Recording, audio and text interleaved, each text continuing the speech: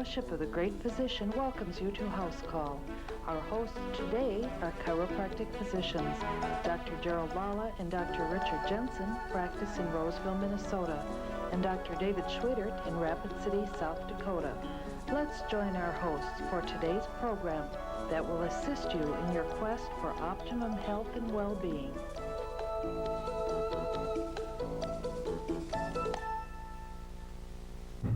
Hi everybody, I'm Dr. Jerry Lala. I'm Dr. David Schwedert. And I'm Dr. Richard Jensen. It's great to be with you. Thank you for inviting us into your home, or hospital room, or place of work, or wherever you might be. And we are chiropractic physicians, and we're brought to you by the Fellowship of the Great Physician. And of course, we believe that Jesus is the great physician, and we don't see Jesus as a denomination, although I'm sure he's in denominations and non-denominations. We just see him as our Lord and Savior. But what we're going to do today is focus on what are called TBIs, or traumatic brain injuries. And Dr. David Schwedert is chairman of our Department of Traumatic Brain Injuries and Neuro-Emotional Treatments. And so, Dr. Schwedert, how about if you give a good discussion of what traumatic brain injuries are and the kind of situations that people are in and how they can be helped? You bet, and I'd be pleased to do that.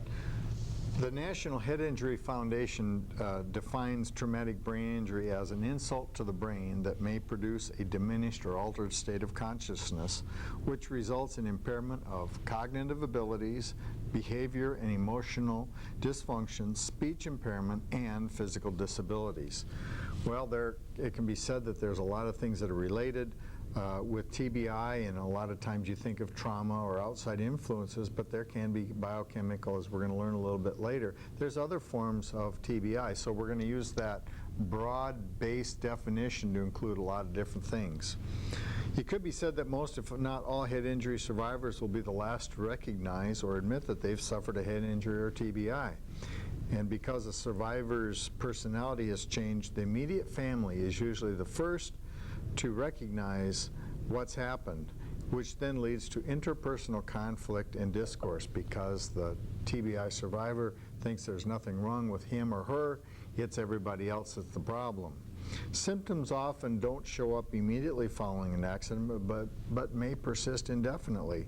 And because symptoms can be subtle, we're going to be talking about some of the things that can help in recognizing a head injury or TBI if it's occurred or not. Now I'm going to give it to Dr. Jensen. He's going to tell us a little bit about what can happen with decreased physical abilities. Dr. Jensen. Thank you, Dr. Schwedert. Well, some of the things that one might experience with this is fatigue, loss of balance, impaired vision and dizziness, loss of sex drive, sleep disturbances, difficulty speaking clearly, sensitivity to light, sound, or touch, lack of endurance or strength, problems with walking coordination, use of limbs, problems with sensation, loss or impairment of bowel or bladder control, and continued health problems such as seizures. Some other things, let's go to Dr. Jerry Lala.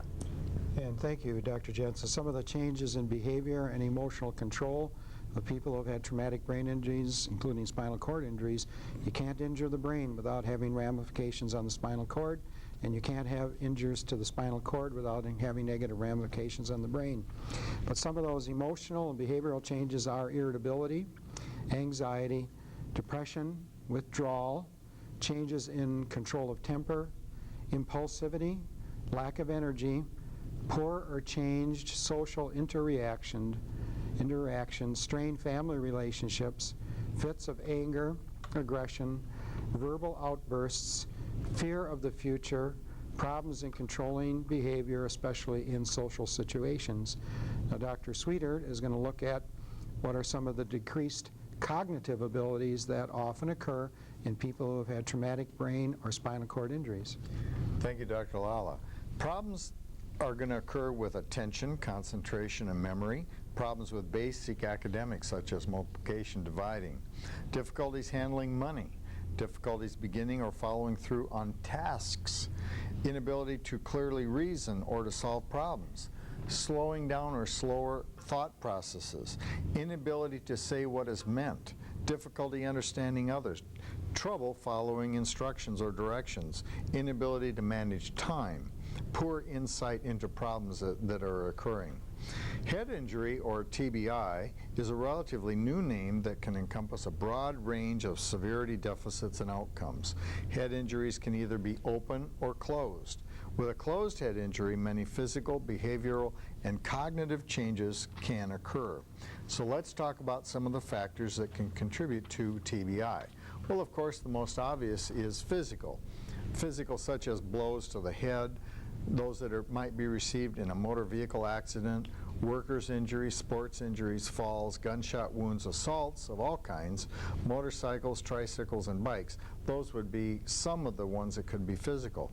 But they could also be vascular. Remember, we talked about TBI encompassing, that general term encompassing other things, such as disease processes like tumors, illnesses, strokes can cause TBI, medications and congenital factors can be involved.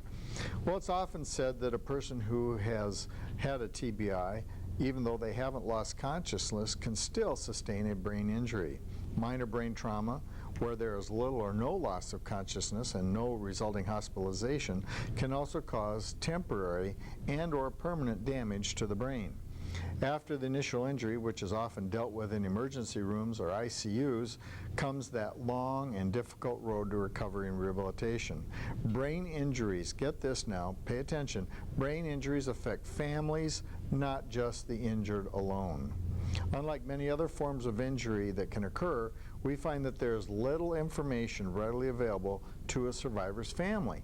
For instance, if somebody's had a head injury and they get out of the ICU or they get out of the doctor's office, they told them that those things will go away, the headache will go away, and all these deficits start to creep up, they don't know where to go. So there's a lot of people out there that are having problems that don't know that they've had a traumatic brain injury, and they're suffering from it and nobody knows what's going on. Often even the medical specialists are lacking in the scope and understanding of TBI, its ramifications, both as well as short-term and long-term outcome. What we're talking about today is not meant to be a definitive resource or source. It's meant to bring and shed light onto this wide scope of therapies that can help the TBI survivor and their families and loved ones in regaining and restoring their lives. And I think that's the neatest thing that we can share with you. If you could just get one thing out of this program, know this: if you're a TBI survivor, or if you've had somebody, a loved one or a friend that you know, tell them that there's hope. There is hope, because nobody's telling them that there's answers to what their problems are. So you can light the candle and you can spread the light in their lives. And I don't care if it's been 5 years or 10 years or 15 years or whatever, post-accident, there is hope. The full impact that TBI brings to the table affects, as we said before, not only the patient but their family as well. Basically, we can talk about TBI being subdivided into 3 types of categories: the mild, the moderate, and severe. Most of what we're going to be talking about today will affect and be specific to the mild and moderate, although some of it would blend over into the severe. Though much of what we will discuss may apply to that severe injury, our focus is going to be centered on those first 2.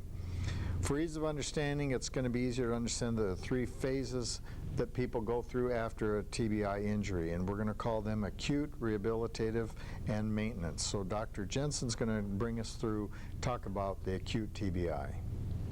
Thank you, Dr. Sweetert.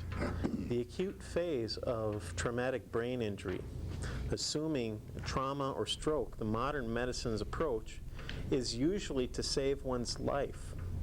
Often the patient is unconscious, comatose, or otherwise disconnected from the conscious world. Many times, TBI, if not initially diagnosed, can be missed because of other immediate life-threatening factors. Recovery is often measured in weeks, months, or years. It's often slow and gets slower with time. Once out of danger, and/or the intensive care unit, the challenge of what you do next becomes very complicated. Unfortunately, there are many ways to go, some good, some not so good. What appears to be lacking is someone with overview capabilities to help you sort through the multitude of options. Remember, everyone you encounter along the way has a vested interest in what they tell you and what they want you to do. What can be confusing are all the good-intentioned people who know a little. The best way to stay ahead of the curve is to be informed. Ask questions. Ask some more questions. And then ask again. Don't quit until you get the answers you seek. Dr. Lala? And certainly as chiropractic physicians, we see so many of these traumatic brain injured victims, and many times after medicine and traditional orthodox medical care is given up, and then we still see people make progress, and that's why we're doing programs like this. Well, the rehabilitative phase, after the initial acute phase, complications have stabilized. It would then be advantageous to have a neuropsychological exam and evaluation done. Doing so as would be early as possible and be beneficial, since different areas of or locations of the brain perform specific functions.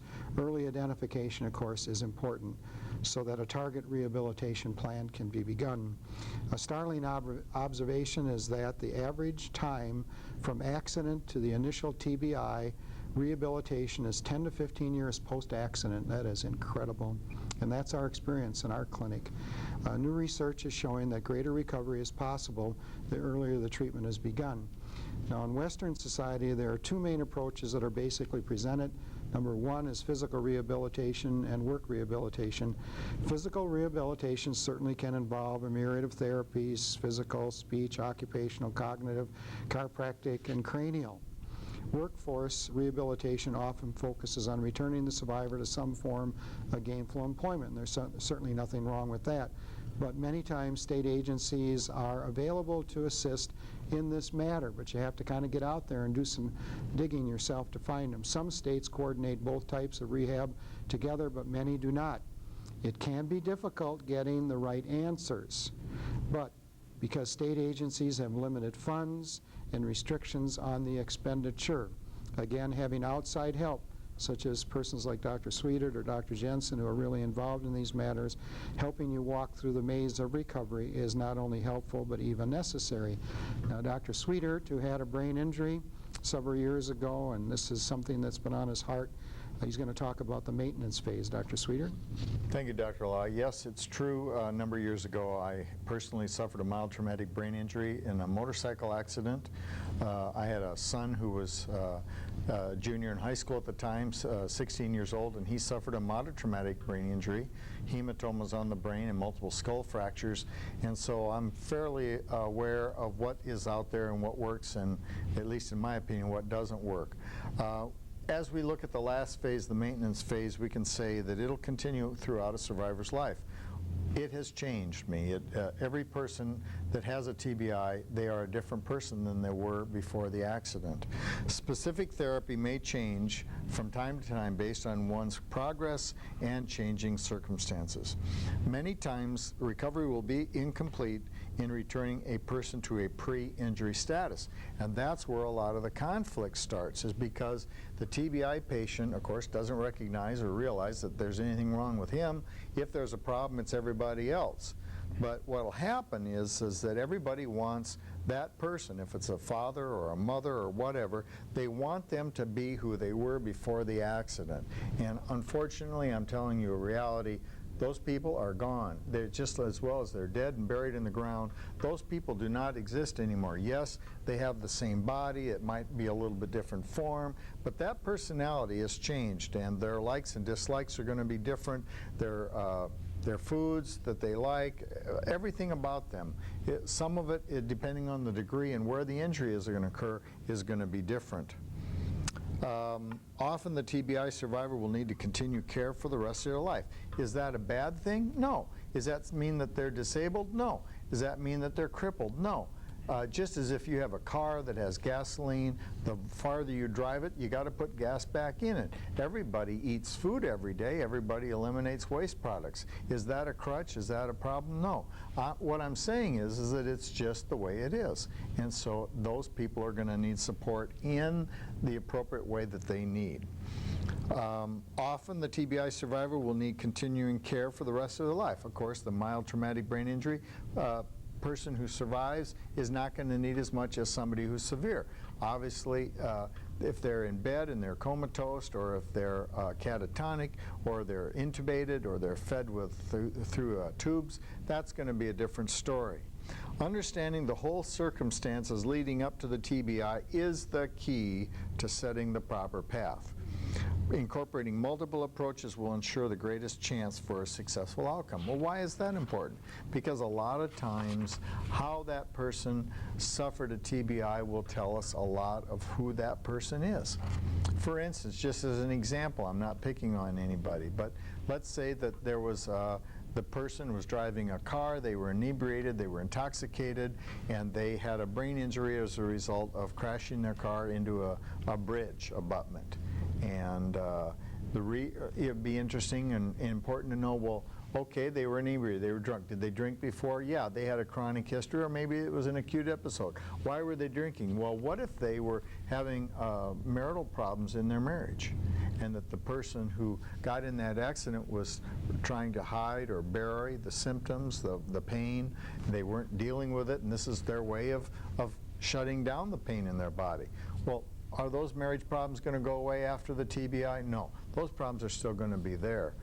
So it's really important to know what that whole picture is, and it's going to take some time to develop that, and that's what we're talking about in that whole person outlook. Now Dr. Lala is going to give us some more ideas.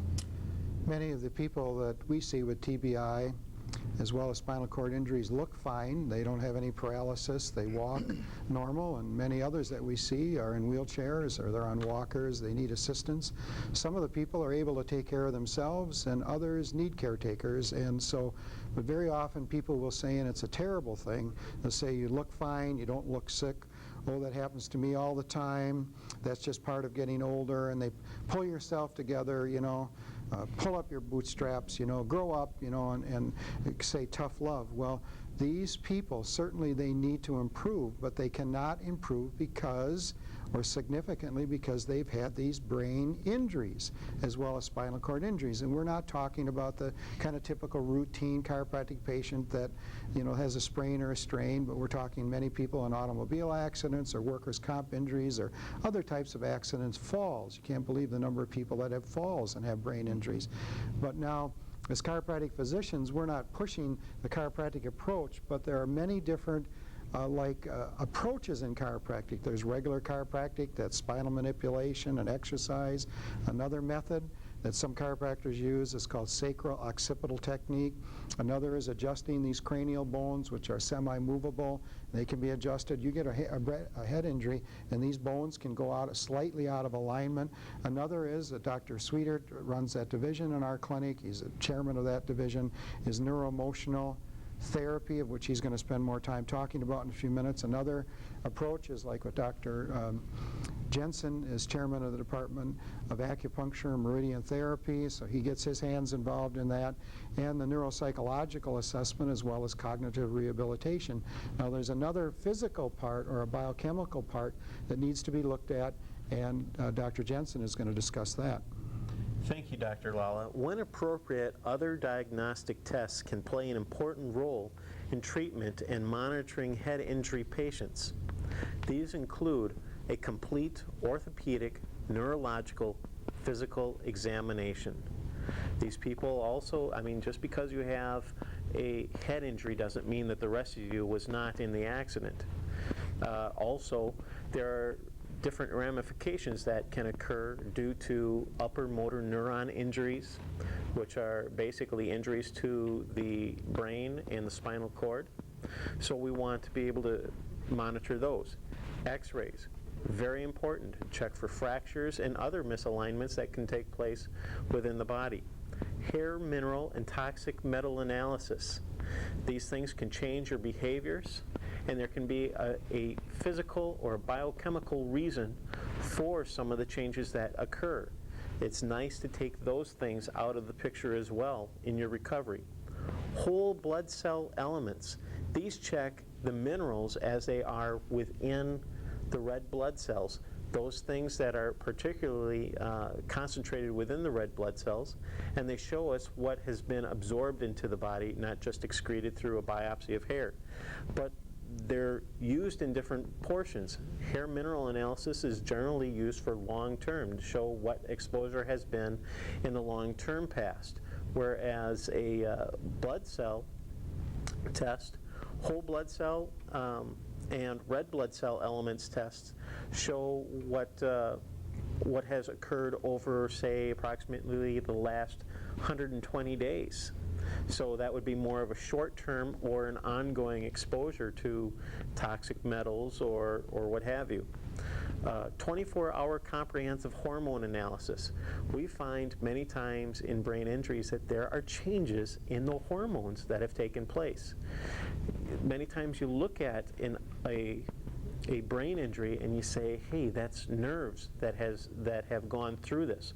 Well, your nervous system, your brain regulates the hormones and how they're released as well. So we need to check that out as well to see what's going on in there, what is being changed. Hormones also change who you are as well. I talk to my 8-year-old son and tell him sometime in the future you'll start to begin to like girls. And he says, never happened. Never happened. Well, when testosterone gets a grip of him, he's going to start liking girls. Comprehensive blood serum analysis. These things go through the different elements, different parts of your body. We're checking the lungs, the liver, the kidneys, different systems as it goes on, your blood, and what goes on with that. Macro and microcytic urinalysis.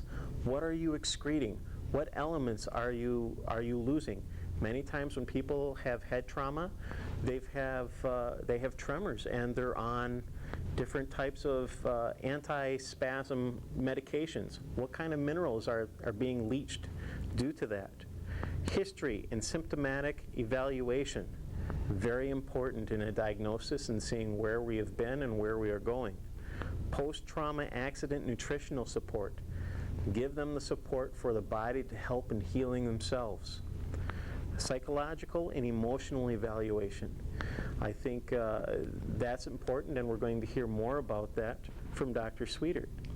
Thank you, Dr. Jensen. One of the most exciting breakthroughs involves neuroemotional therapy. Often people who have had head trauma continue to experience emotional disruptions that cannot be clearly identified or that block progress. They hit a plateau, they're stuck there.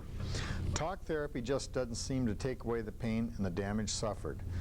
NET, neuroemotional therapy, can often make the difference between success and failure, and I've seen it time and time again. It is just huge.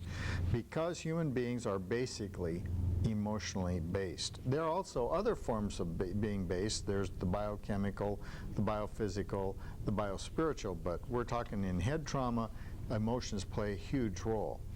Through understanding that there can be a difference between true reality and emotional reality, one can quickly move toward identifying the root causes that have led to one's present circumstances. Said another way, if your body has an emotional reality that believes that it's true, then it's true whether it happened or not. This breakthrough technology allows patients to deal with their emotional baggage which accompanies head trauma. Things like low self-esteem, grief, paralyzed will, fear, resentment, anger, feeling lost, vulnerable, and other emotions. When utilized, neuroemotional therapy is a breakthrough technique that can be a major part of healing and restoration. And I personally believe that it's a major missing link that can not only help the survivor, but also the family of the survivor. This is so because TBI and head injuries reach far into the immediate and extended family. It can be realistically said that the person who has had a head trauma or head injury is not the same person they were before that head injury. In almost all instances, the head trauma patient doesn't realize that anything is different. "There's nothing wrong with me," is often heard by them. is often said by them. If anything is different or wrong, it's most often blamed on others, taking no responsibility onto themselves. Head injury patients now have new likes and dislikes, personalities, and mannerisms, all of which can put additional stress on interpersonal relationships. Unlike the survivor, the spouse and family haven't changed. Most of the time, they want that old person back. Rare is the marriage that not only survives, but thrives and continues to grow. Neuroemotional therapy treatment has proven effective in helping loved ones and family of TBI survivors deal with the cataclysmic changes that usually occur. In summary, we could say addressing TBI and head injury patients takes a multidisciplined approach to present the greatest likelihood of success. It involves the patient, the family, and loved ones' participation. Progress doesn't come easily or quickly. Patience, understanding, and knowledge go a long way when dealing with this multifaceted challenge. And might we say, there is hope. As I go around to various states and talk with various people and organizations in leading support groups for TBI, our knowledge and our expansion of this work is greater every day. But it's really interesting if you will look for more information and links that'll be additional help. You can go to our website, www.vitaminpantry.com, and you can look in under head injury and head trauma, and it'll give you some more information. Now I think Dr. Alala has some closing thoughts. How can we have closing thoughts? I think they would be probably opening thoughts. There are so many people who have been involved in head injuries, and thank God that we have some of the world's best acute care. Saves these people's lives. Some of them end up with paralysis. Some of them are in pretty bad shape physically and mentally, and it's a whole radical change for them as well as their family and loved ones. And of course, who of us has perfect relationships? You know, we're human beings. We all fall short of God's glory, and so where there are weaknesses in those relationships preceding an injury, those are aggravated. And when Dr. Sweetert was when that truck hit he and his son on their motorcycle, and they air vacuumed him to Cheyenne, Wyoming, and then stabilized him there, and then air vacuumed him over to Rapid City Regional Hospital, and he was there and comatose. I mean, he was a goner. And he has a wonderful testimony about what the Lord has done in his life. And some people say, well, why are you guys Jesus freaks? Well, we're not Jesus freaks. We just happen to reach out and utilize anything and everything that we can that has any halfway sense to it. And if you've had some kind of an injury, God didn't cause that injury. God doesn't do bad things. He came, if he was bad oriented, he would have never sent his son. He would have never done that. And so God loves you. He cares for you. His son is the great physician. Maybe you've reached out to God and not had an answer. Maybe you've reached out to God in a religion rather than a spiritual dimension. I don't know. Those are all things between you and your Maker. But we find that there are dimensions beyond where orthodox medicine has stopped. And we praise the Lord for the drugs that they have and all of the physical therapy things they have.